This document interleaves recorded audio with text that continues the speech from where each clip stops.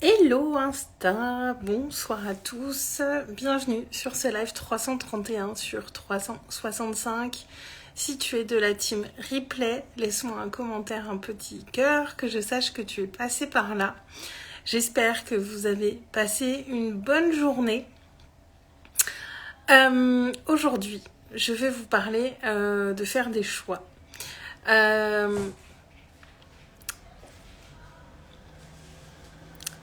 Je laisse le temps à Instagram de vous dire que je suis là aussi.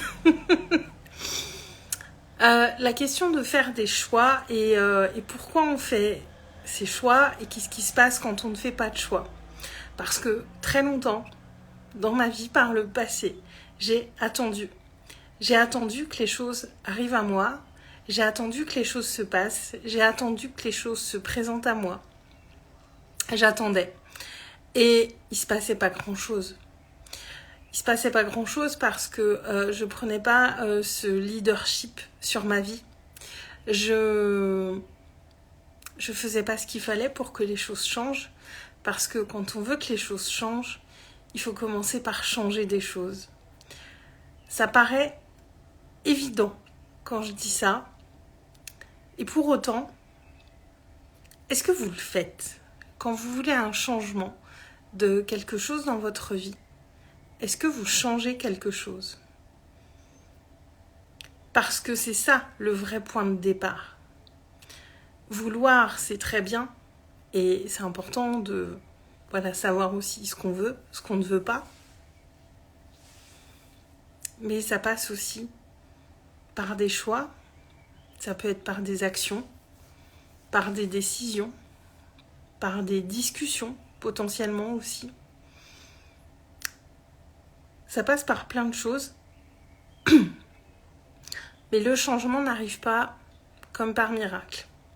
Ou en tout cas, très rarement, à ma connaissance. Et même si je crois au miracle, je crois aussi que c'est à nous de les provoquer. Quand je dis miracle, c'est peut-être un petit peu excessif, mais en tout cas, les changements. Quel choix vous faites et dans quel état d'esprit est-ce que vous faites vos choix? J'ai fait beaucoup de choix ces dernières années. J'ai contrebalancé toutes ces années où je faisais pas de choix, où je prenais pas de décision et où je laissais les choses défiler dans ma vie. J'ai fait beaucoup de choix. Et faire des choix, c'est pas facile. Parce que on connaît jamais le résultat. On connaît pas l'issue de notre décision. On n'est jamais sûr que c'est la bonne décision. On n'est jamais sûr de rien, en fait, dans la vie. Très concrètement, on n'est jamais sûr de rien. Mais pour autant, j'ai fait des choix. Parce que ces choix me permettent de me diriger vers ce que je veux. Et j'ai fait des choix dans la peur. J'ai fait des choix pour pas perdre. Pas perdre quoi que ce soit. J'ai fait des choix qui partaient de la peur ou d'un besoin de sécurité. Et ces choix étaient très bien. C'était mes choix à l'époque. Ils étaient alignés avec la personne que j'étais et avec ce que je savais à ce moment-là. Et aujourd'hui, quand je fais un choix, j'essaye surtout de faire un choix pour gagner et pas pour pas perdre. De choisir ce qui va m'emmener vers ce que je veux et qui n'est pas un choix qui va me faire éviter ce que je ne veux pas. Coucou Elodie. Et c'est pas du tout la même énergie. Et encore une fois, j'ai beaucoup d'amour pour cette Aurélie qui a fait des choix pour éviter certaines situations, pour éviter certaines choses. Des choix qui étaient parfois plus dirigés par la peur, parce que cette Aurélie, il y a quelques années, elle savait pas bien dealer avec ses peurs et elle a fait ses propres choix et je m'en suis très reconnaissante parce qu'elle m'a amenée à être celle que je suis aujourd'hui. Mais aujourd'hui, je me rends compte que je fais vraiment mes choix en partant de ce que je veux et je fais mes choix pour gagner. Et ça m'empêche pas d'être très consciente du fait que ça peut foirer, ça peut merder concrètement, parce qu'on n'est jamais sûr de rien. Mais le fait de savoir que ça peut foirer à un moment, ça m'empêche pas de faire les choix qui me dirigent vers ce que je veux. Les peurs sont là, les doutes sont là, toujours. On s'en débarrasse jamais, et heureusement, j'ai envie de dire. Mais c'est juste une relation différente qu'on entretient avec eux.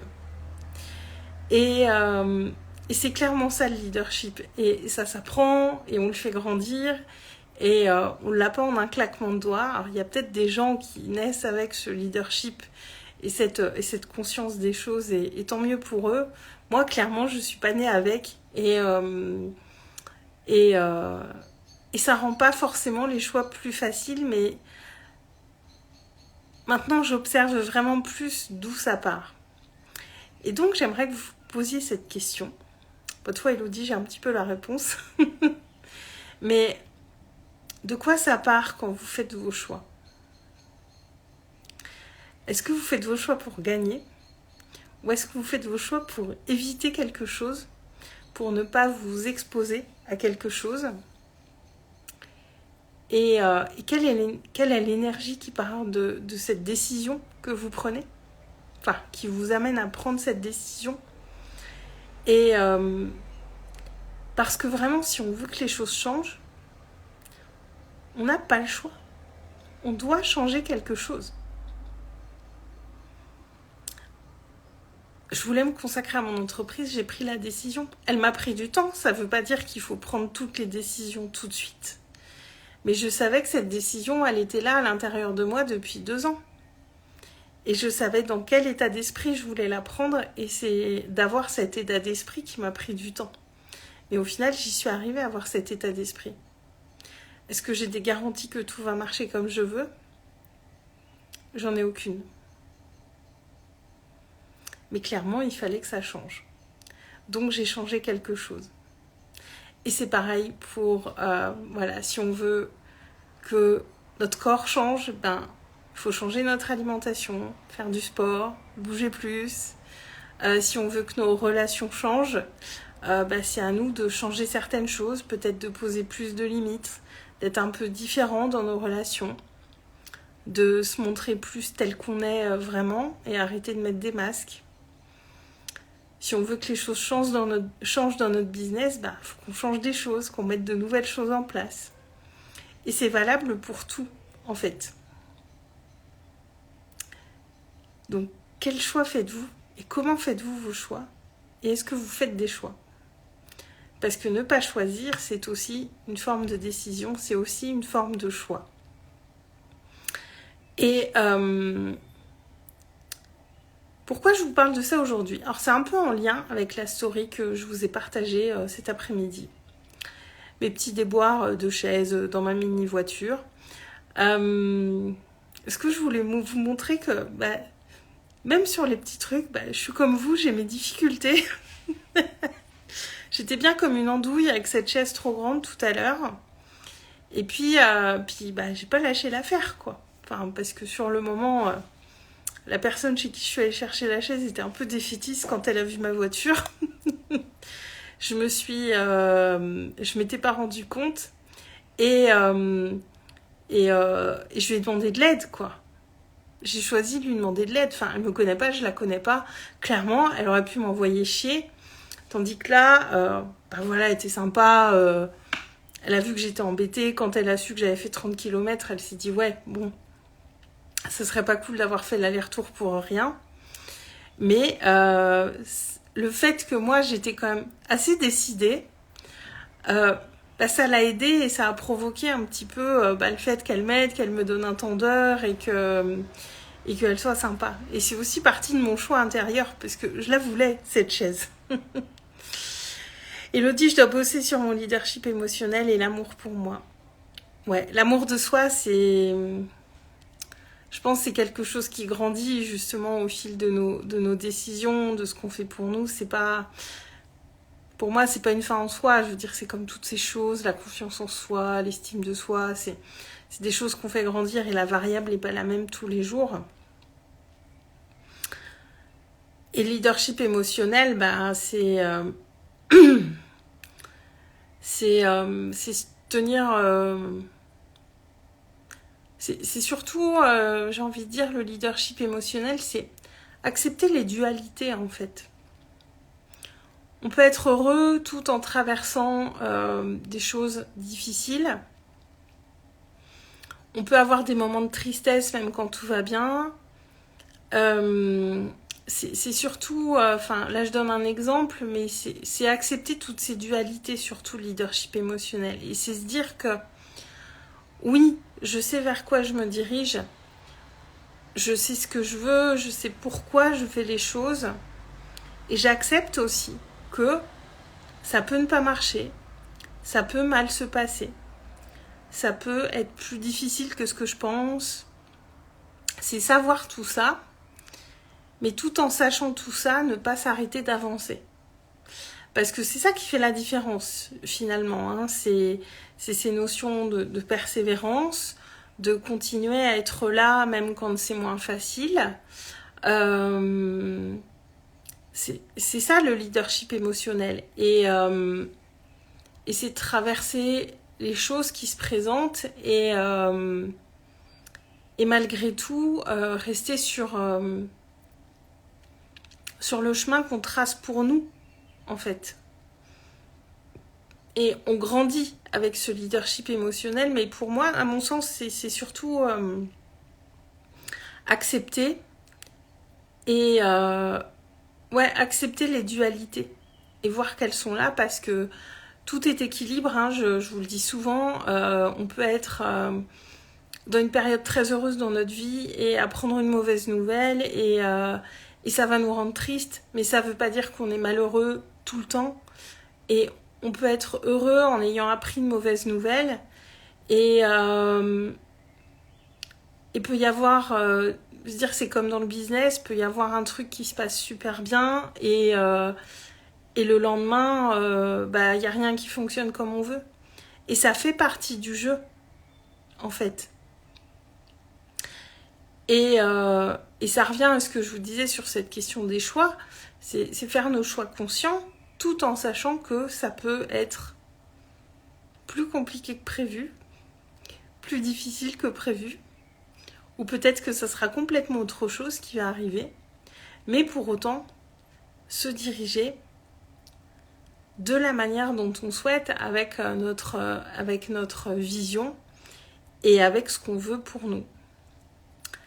Et ça demande, ce leadership émotionnel, ça demande aussi de voir les dualités que nous aussi, on a à l'intérieur de nous. Ces fameuses zones d'ombre qui sont à plein d'endroits et de les voir aussi, parce qu'on est autant cette personne lumineuse et ce rayon de soleil qu'on peut être vraiment par moments dans des endroits très sombres de nous, mais ces deux parties de nous font partie de nous. C'est vraiment accepter ces dualités intérieures aussi qui sont là. Et par moments, je pense que tout peut nous rattraper par moments. Mais le truc, c'est de reconnaître quand les choses sont là, de les voir et de pas se juger. Parce que quand on montre que ce qui est beau, ce qui est lumineux, ce qui est agréable, il y a toujours une part de nous qui s'exprime pas, qui est pas là. C'est comme s'il manquait quelque chose. Et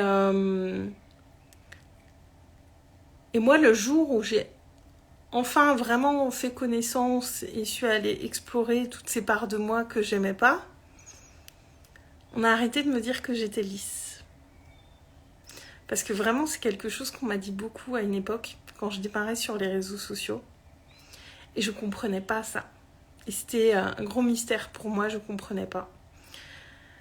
Parce que je me trouvais pas lisse, parce que j'avais l'impression de me montrer telle que j'étais, et je me montrais telle que j'étais.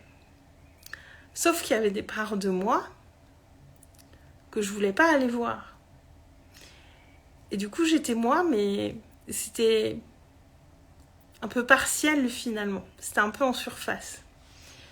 Et c'est pour ça que ce travail est hautement important, cette exploration. Et elle n'est pas évidente. Et ce leadership émotionnel, c'est aussi se plonger dans les choses. Malgré la peur, d'aller voir ces trucs qu'on ne veut pas voir.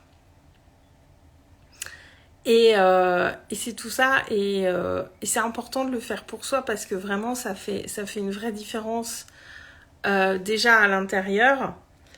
Et tous les changements qu'on va faire à l'intérieur, forcément, vont avoir une résonance à l'extérieur, à un moment ou à un autre. Donc voilà, j'espère que ça t'en dit un peu plus, Elodie, sur ce leadership émotionnel.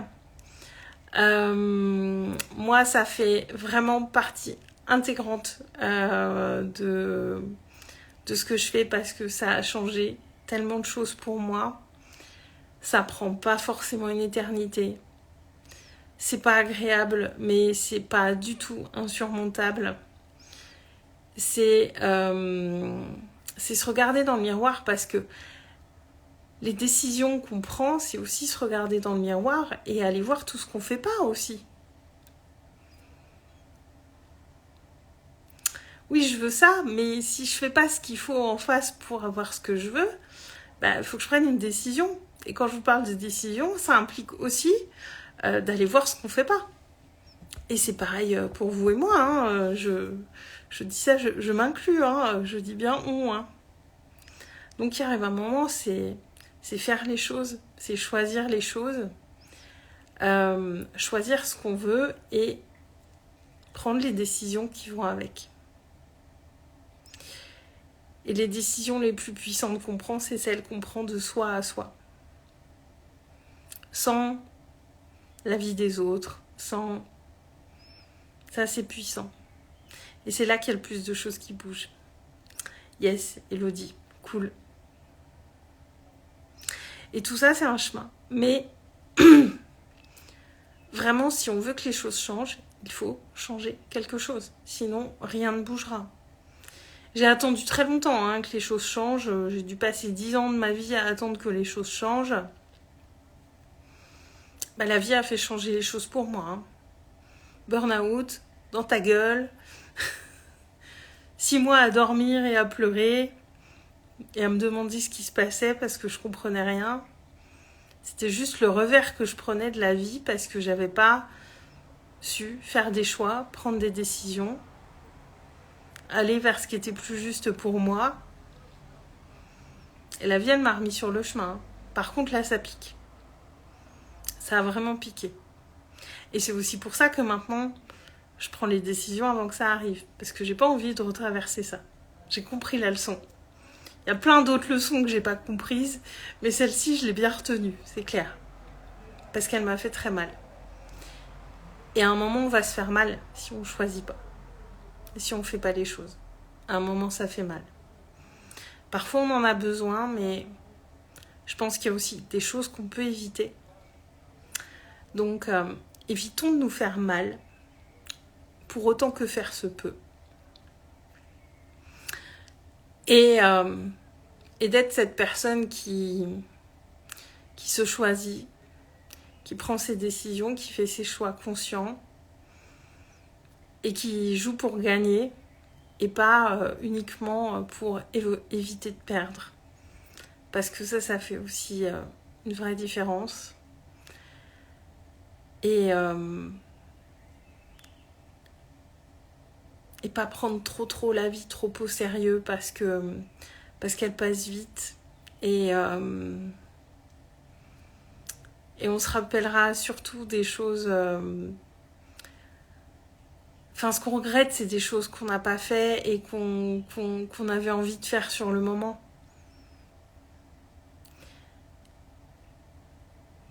Parce que ce qu'on n'a pas envie de faire, je pense qu'on peut pas le regretter, mais des choses qu'on a envie de faire et qu'on fait pas, ça on peut les regretter. Et moi j'ai pas très envie d'avoir des regrets.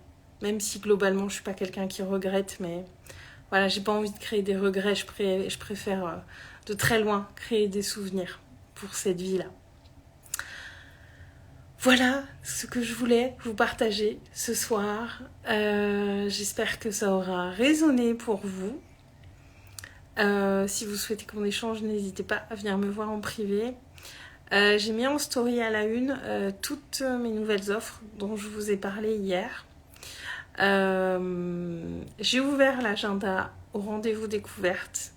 Donc prenez votre spot, allez-y. Pour avoir ce qui est le plus juste pour vous. Et si on est le bon match aussi, pour travailler ensemble.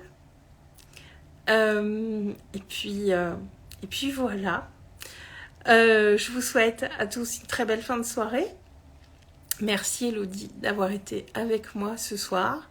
C'est toujours un plaisir de t'avoir sur mes lives, Elodie. Et je vous dis à demain. Très belle soirée. Ciao.